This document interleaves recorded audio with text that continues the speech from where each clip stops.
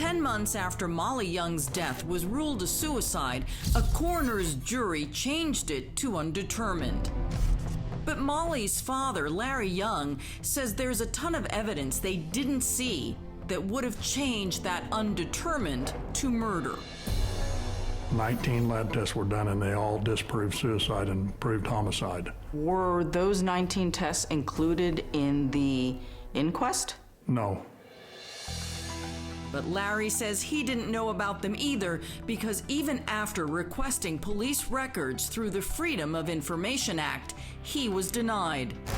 And so, after 2 years of fighting, Larry filed a wrongful death lawsuit against Richie Minton to force release of the files. Our sole purpose was not monetary in the wrongful death suit. It was to get the information because I had no records. They fought me every inch of the way. I didn't even have the 911 tape.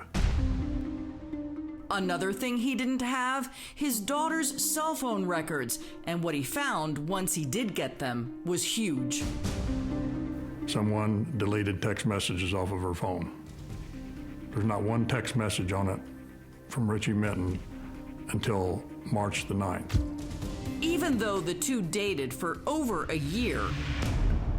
But investigators say that phone went straight into police custody. So who would have had access? Shortly after the coroner's inquest, police re-interview Richie's roommate, Wesley Bromack, and just like that, new information. I got home and went through Richie's phone. Okay. When I arrived home, his phone was sitting in the common room bathroom.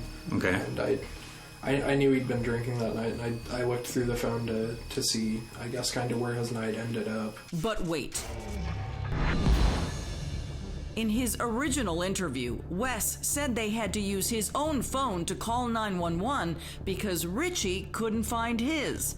I do want to recap, because honestly, when you just mentioned about going through Richie's phone, you didn't tell us about that before.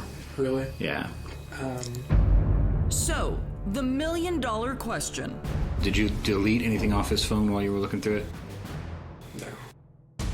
And Wes Romack has never been charged or even named as a person of interest in Molly's death. But then Larry doesn't think he was responsible for tampering with Richie or Molly's phones anyway.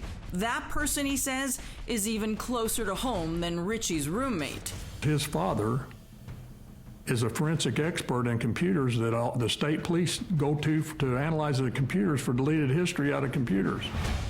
Larry believes that in the 4 hours between when Molly died and 911 was called, Richie Jr. had plenty of time to have his dad come over and wipe the phones. Richie's father was questioned by police and denied any involvement. In addition, police reports say the parents weren't even notified until after Richie got to the station. But there were rumors of others at the house that morning.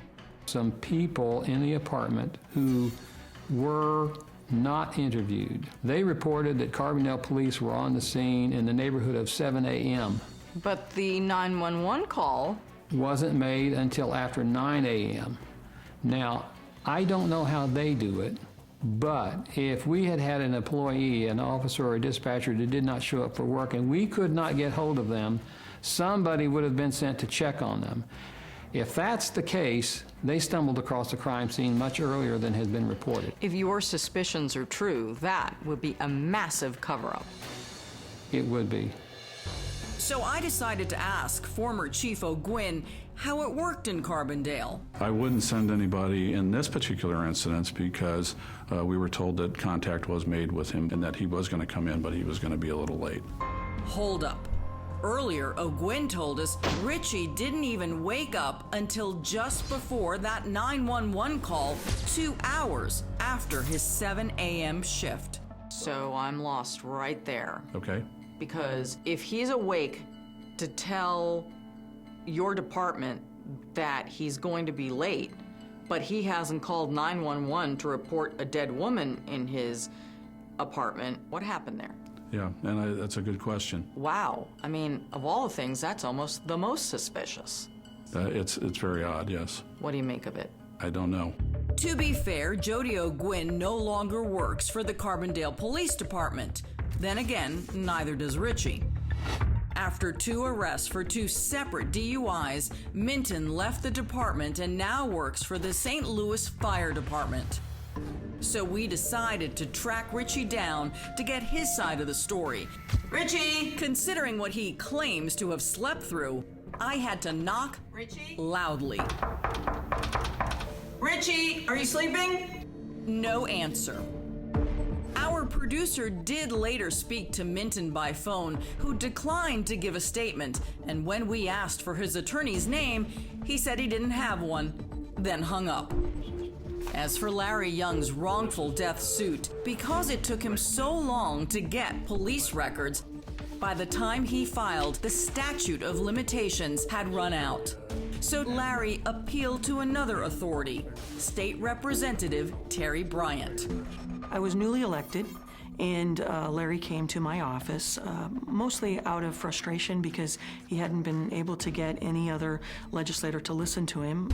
After that meeting, the group crafted Molly's Law, which requires agencies to turn over documents requested through the Freedom of Information Act within 30 days or face stiff penalties.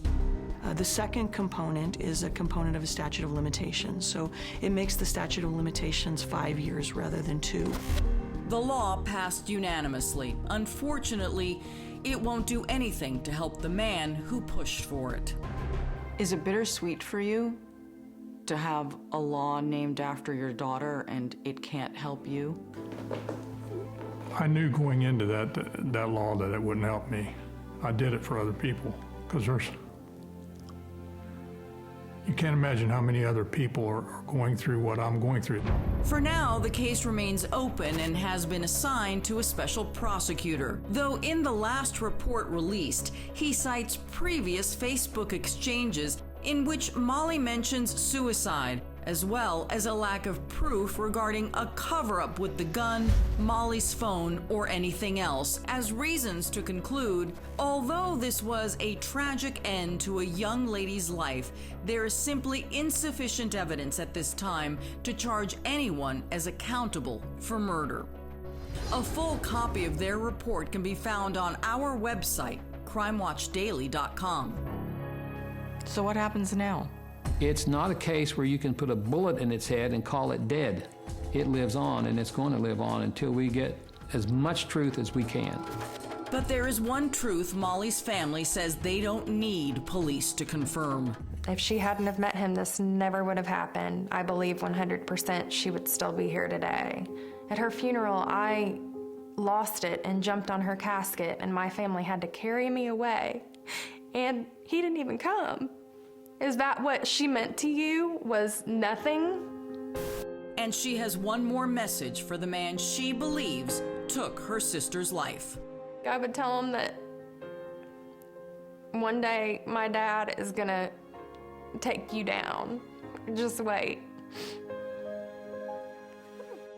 Now we want to hear from you. After seeing all the evidence, what do you think happened to Molly Young? Sound off right now on our Facebook page.